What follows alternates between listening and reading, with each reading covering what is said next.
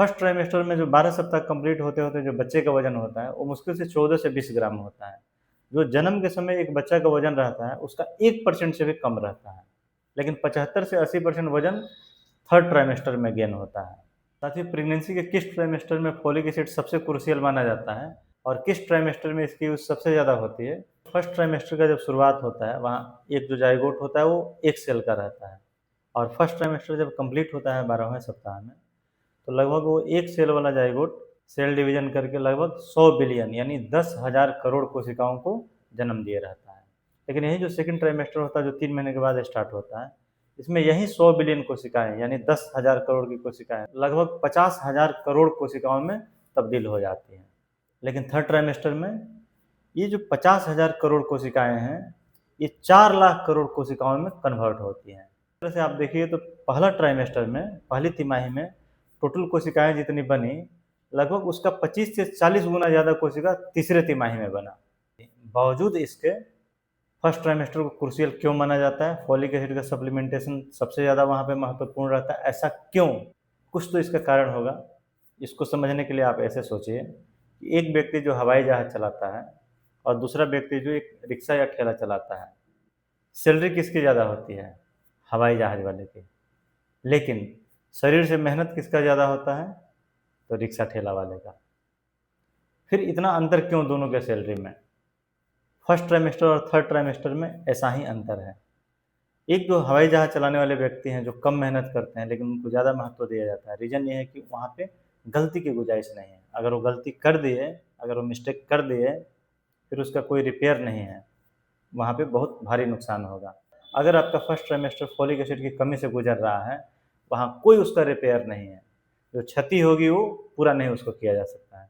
लेकिन third trimester में folic acid का ज़्यादा यूज है, ज़्यादा कंजम्पशन है। लेकिन अगर फिर भी अगर कमी की वजह से अगर कोई समस्या आती भी है तो उसको बहुत हद तक रिपेयर हो सकता है। इसलिए थर्ड ट्राइमेस्टर में फोलिक एसिड का कंजम्पशन ज़्यादा होता है। लेकिन अगर आप पूछेंगे कि क्रूशियल कहाँ है फोलिक एसिड सबसे ज़्यादा, तो ऑफ कोर्स फर्स्ट ट्राइमेस्टर में, शुरुआती के 12 सप्ताह में। लेकिन फर्स्ट ट्राइमेस्टर में आप अलग-अलग पर्पस के लिए देते हैं। अगर किसी को आप न्यूरल ट्यूब डिफेक्ट जैसे स्पाइना बाइफिडा हो गया या एनेंसेफेली हो गया या इंसेफेलोसील हो गया, इन चीज़ों को अगर प्रिवेंट करने के लिए आप देते हैं तो बेटर होगा कि प्रेगनेंसी से आप लगभग 12 सप्ताह पहले फोलिक एसिड स्टार्ट करें। ऐसा इसलिए एक महिला जब प्रेग्नेंट होती हैं और यूपीटी जब उनका पॉजिटिव आता है और आपके क्लिनिक में आती हैं, 60-70% महिलाओं में ऐसा होता है कि यूपीटी देखने और आपके क्लिनिक आने वो जो क्रूशियल पीरियड है जिसमें आप न्यूरल ट्यूब डिफेक्ट्स को प्रिवेंट कर सकते थे फोलिक एसिड देके, वो बीत चुका रहता है। क्योंकि न्यूरल ट्यूब का फ्यूज होना शुरू हो जाता है 5 सप्ताह में और जो एंटीरियर न्यूरोपोर है जिससे आपका मस्तिष्क बनता है, हेड और ब्रेन बनता है, वो लगभग 5.5 सप्ताह में क्लोज हो जाता है और जो पोस्टीरियर न्यूरोपोर है उसका फ्यूजन लगभग 6 सप्ताह में कंप्लीट हो जाता है, जिससे कि आगे चल के लोअर स्पाइन बनता है। और ये जो सारे कैलकुलेशन है ये लास्ट मासिक के फर्स्ट डे से किया जा रहा है। ऐसे में एक महिला आपके क्लिनिक में पहली बार आ रही है 1.5 महीने का प्रेगनेंसी हो जाने के बाद। ऐसे में आप चाह कर भी फोलिक एसिड देकर भी आप न्यूरल ट्यूब डिफेक्ट को प्रिवेंट नहीं कर पाएंगे क्योंकि कहानी बीत चुकी है। बावजूद इसके फोलिक एसिड देना उचित है। महिला जब आए तभी से आप देना शुरू करिए क्योंकि मदर में मेगालोब्लास्टिक एनीमिया को प्रिवेंट करता है। उसके बाद से सेल डिवीजन में जो आपको एस फेज होता है जहाँ पे डीएनए का सिंथेसिस होता है उसमें आपको ये हेल्प करता है और हार्ट के डेवलपमेंट में भी मदद पहुँचाता है।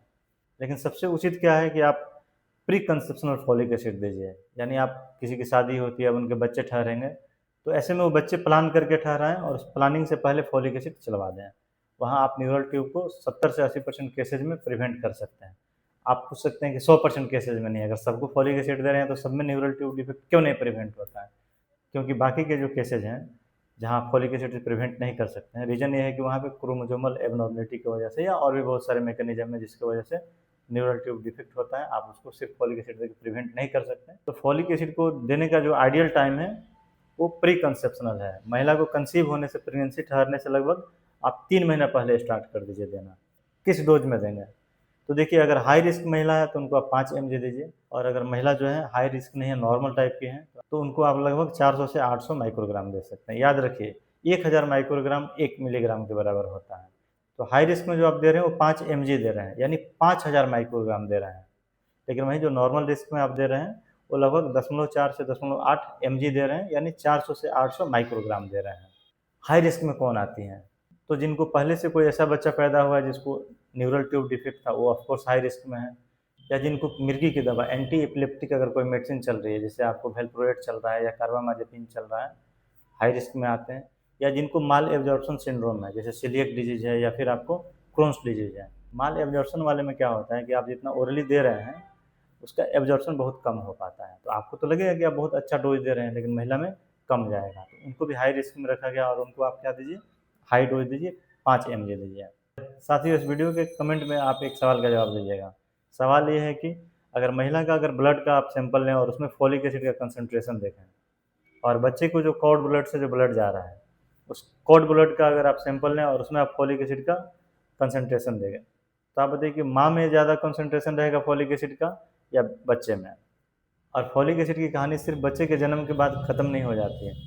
अगर एक महिला बच्चे को दूध पिला रही हैं तो उनको भी फॉलिक एसिड का सप्लीमेंटेशन देना है। तो ऐसे में जब आप आयरन फॉलिक एसिड देते हैं, सरकारी हॉस्पिटल्स में इसकी सप्लाई भी है, तो ऐसे में उस आयरन के साथ फॉलिक एसिड कंबाइंड वे में आता है। वो फॉलिक एसिड 2 तरह से आपको फ़ायदा पहुँचाता है। एक तो कि वो एनीमिया को रोकने में आपको हेल्प करता है, दूसरा क्या है कि ब्रेस्ट मिल्क से वो फॉलिक एसिड बच्चे में भी जाता है और बच्चे के डेवलपमेंट के लिए फॉलिक एसिड ज़रूरी है। साथियों, एक सवाल और उठता है और इसका जवाब आपको देना होगा। जैसे कोई महिला आपके पास 7वें 8वें सप्ताह में आती है प्रेगनेंसी के, और उनका 6 सप्ताह का जो क्रूशियल पीरियड है वो बीत चुका है, फिर भी आप उनको फॉलिक एसिड 5 mg देते हैं। क्यों देते हैं? देना उचित है, लेकिन क्यों, इसका जवाब आप कमेंट में दीजिए। साथियों, अगर ये वीडियो आपको यूजफुल लगा और आपकी जानकारी में इससे कुछ इजाफा हुई, तो आप अपने सर्किल के अन्य लोगों से शेयर कर सकते हैं। कमेंट में आप कोई सवाल पूछ सकते हैं या आप अपने विचार लिख सकते हैं, और आपके सवाल का मैं जवाब देने का ईमानदारीपूर्वक प्रयास करूँगा। Thank you.